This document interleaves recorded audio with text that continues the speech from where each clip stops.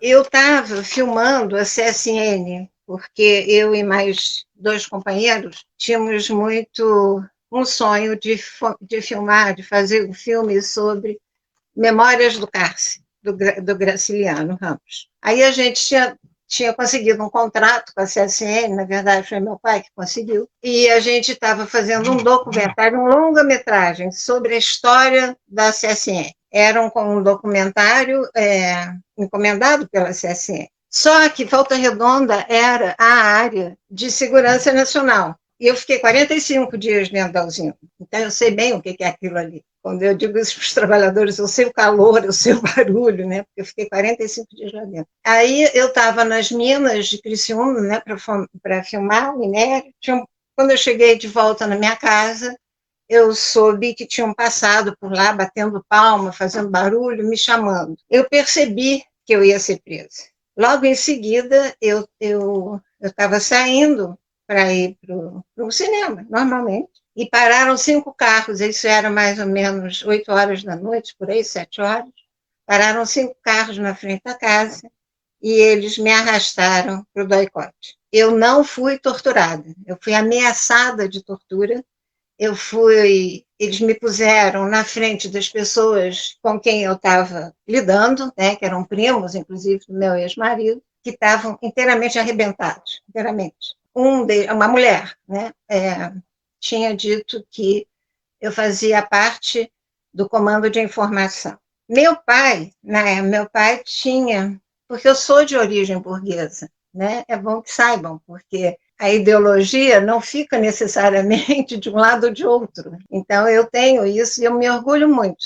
disso, de ter percebido por outros caminhos, muito, muito em função de dois professores de geografia, de terem me despertado aos 16, 17 anos para o que é o capitalismo e as mazelas todas que esse sistema traz. Meu pai era representante do Fuzil FAO, era a Casa Marinha Veiga que armava Aeronáutica, Marinha e Exército. Então, vocês imaginam o que eles achavam que eu estava fazendo, já que eu teria na cabeça deles a informação de chegada de armamento e etc. O que eu fazia, eu não vou dizer, porque isso não está no meu habeas data. Isso não está, então não tem interesse nenhum em dizer o que eu fazia ou não. Então, eu fui presa e o que eles fizeram comigo?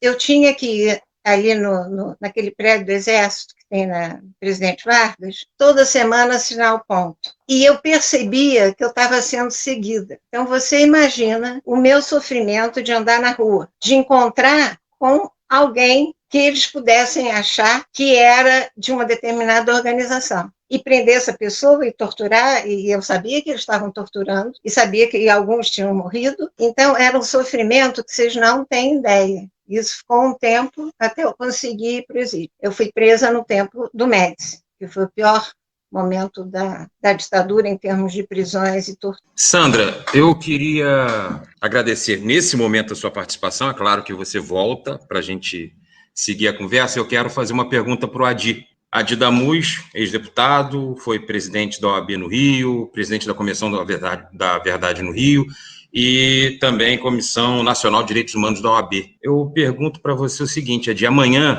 é interessante a Sandra lembrar, né, como historiador também não posso esquecer, que o golpe, na verdade, foi dia 1º de abril, né? Eles começaram a se movimentar no dia 31 de março, mas o golpe é de 1º de abril, mas a ditadura que surgiu como uma grande mentira não ia deixar essa data tão simbólica, o 1º de abril, como a data do seu início. Eu queria perguntar para você o seguinte, Adi, por que, a Sandra até chegou a tocar nisso de certa maneira, por que o Brasil não aprendeu com a história diferente aqui dos nossos vizinhos do Sul? E outra coisa, você com a sua experiência de deputado, foi recentemente deputado federal e foi inclusive deputado federal contra esse cidadão que hoje é presidente da República. Bolsonaro, essa semana, flertou com um novo golpe? Boa noite. Boa noite, professora Sandra Manique Veiga, professor Alejandra Esteves, Thalita, João Henrique, a todas e todos, né, que estão nos acompanhando aqui nesse início de noite. Olha, João, o Brasil ele poderia ser resumido naquela famosa frase é uma frase bem típica das nossas elites, como elas exerceram domínio, a sua dominação de classe aqui em nosso país, que façamos a revolução antes que o povo a faça. Aqui nós temos uma tradição de não ruptura política. Foram raros os momentos aqui, se é que os houve, em que tem havido ruptura. Aqui é pacto pelo alto, é pacto das elites. A ditadura, ela não foi derrubada, ela estava desgastada, havia movimentos de massa, a luta pela anistia ganhou peso social, a luta pelas diretas ganhou as ruas. Agora, as nossas classes dominantes, elas sempre se anteciparam a qualquer momento em que pudesse haver ruptura. E a ditadura, ela foi superada, né? O seu fim foi pactuado. Esse pacto depois resultou na Constituição de 1888. Esse ajuste de contas, ou seja, a justiça de transição, de que falava ainda há pouco a professora Sandra Marinic Veiga, nós tivemos uma transição sem justiça, né? Quando se tentou fazer, através das comissões da verdade, a Comissão Nacional e as comissões estaduais, já era bem tarde, né? Muitos dos perpetradores já estavam mortos, né? Não havia mais movimento popular que sustentasse o trabalho, né, dessas comissões. Enfim, e você vê o relatório da Comissão Nacional da Verdade, ele hoje é apenas um documento histórico, mas é um documento que não é levado em consideração, né, para nenhum efeito, só para nós, né?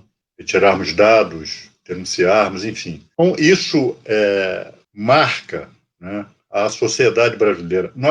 A sociedade brasileira, as instituições brasileiras, elas são permeadas pelo autoritarismo desde sempre, independentemente da forma de governo. Estejamos sob democracia, estejamos sob ditadura, há uma linha autoritária que perpassa o Estado e perpassa a sociedade brasileira. E aí eu fico, às vezes, pensando se a metáfora é mesmo entulho autoritário, porque talvez nós estejamos falando de estoque. A própria Constituição de 88, ela traz elementos autoritários novos. Não é uma mera continuidade. O nosso racismo, ele não é... Ele hoje, o racismo brasileiro, ele não é tão somente filho da escravidão. O nosso racismo, ele é estrutural, independentemente de o Brasil ter tido pessoas escravizadas, né? Africanos e depois nascidos aqui no Brasil, escravizados. Então, o nosso autoritarismo é um dado estrutural da nossa formação social, da nossa formação política, da nossa formação histórica. Não foi a ditadura que inventou a tortura. Desaparecimento de pessoas não acabou com a ditadura. Só para usar o exemplo mais recente, o exemplo mais emblemático, né, do Amarildo. Quantas pessoas acusadas, né, de crimes comuns, né, hoje em dia não são submetidas à tortura e não desaparecem. Como eles são invisibilizados, né, nós não os vemos, né, porque não são, como na ditadura, né, filhos da classe média que generosamente se levantaram para combater a ditadura, né, e pagaram alto preço por isso, mas eram famílias de classe média, eram visíveis, né? Esses não, os filhos da nossa pobreza não são visíveis, né? Esses desaparecem porque também nunca apareceram para nós. Quando eu digo nós aqui, eu estou me referindo às classes médias, às classes dominantes, enfim. Então, esse ajuste, essa falta de ajuste de contas, né, é que faz com que esse traço autoritário que nos caracteriza, ele se acentue ainda mais. E isso diz respeito também ao que nós temos hoje aqui no Brasil, né? Bolsonaro, que é um insano, porque todo golpe ele tem a sua narrativa. Todo golpe de Estado tem a sua narrativa. Toda ditadura ela se constrói com base numa narrativa mentirosa, num discurso, mas tem uma narrativa. e que tem uma lógica de acordo com o seu contexto. Havia uma lógica em 64. Nós estávamos num cenário de Guerra Fria. Então, contar a história de Brasil ia virar uma república anarco-sindicalista, que seríamos um Cubão, né, uma Cuba enorme aqui na América Latina, que o Brasil se alinharia com a União Soviética. Isso tinha uma lógica naquele momento. Havia movimento de massa, havia resistência no campo, né, o movimento camponês em atividade, as massas urbanas em atividade. Então, havia todo um contexto para dizer que o Brasil estava se subvertendo e que o presidente da República era aliado da subversão. Hoje, qual é a narrativa para se dar um golpe? Então, os militares, esses militares, e não vamos confundir aqui, é o que a grande imprensa está tentando fazer agora, né? É que o exemplo das tradições democráticas das Forças Armadas foi dado por esses comandantes militares que não se curvaram a Bolsonaro. Eles não se curvaram a Bolsonaro porque seguem tradições democráticas. As nossas Forças Armadas não têm tradições democráticas, sobretudo o Exército. Eles não são malucos, porra. Eu não vou me submeter a um insano, a um psicopata que era uma escalada, que Bolsonaro está numa escalada autoritária, ele está acuado. O Brasil já está chegando perto das 400 mil mortes. Segundo o doutor Drauzio Varela, agora em maio nós vamos atingir a marca de 400 mil mortos.